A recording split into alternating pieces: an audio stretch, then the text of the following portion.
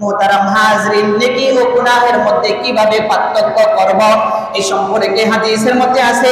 আনাবি উমামা রাদিয়াল্লাহু আনহু قال قال ان رجلا سال النبي صلى الله عليه واله وسلم ما الايمان قال اذا سرت حسنتك وساءتك سيئاتك فانت مؤمن قال يا رسول الله ما الايمان قال اذا حاك في صدرك شيء فدعه। হযরত আবু উমামা রাদিয়াল্লাহু আনহু থেকে বর্ণিত এক ব্যক্তি রাসূলুল্লাহ সাল্লাল্লাহু আলাইহি ওয়াসাল্লামকে জিজ্ঞাসা করলেন, ইয়া রাসূলুল্লাহ, ঈমান কি?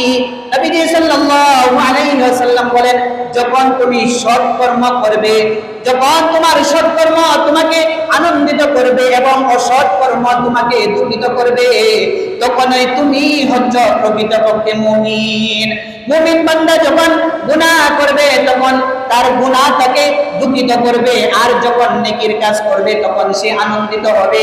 এই কাজটা যদি কারো হয়, যে গুনাহ করেছে, নেকির কাজ করেছে, তার মন আনন্দিত হয়েছে, এবং গুনার কাজ করেছে তার মন দুঃখিত হয়েছে, তাহলে ওই ব্যক্তি হচ্ছে প্রকৃতপক্ষে মুমিন।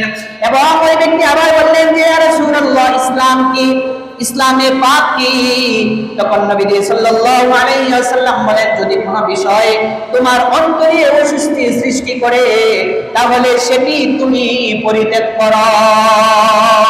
নবী সাল্লাল্লাহু আলাইহি ওয়াসাল্লামের কাছে বললেন, ইয়া রাসূলুল্লাহ, ইসলামের মধ্যে পাপ কি?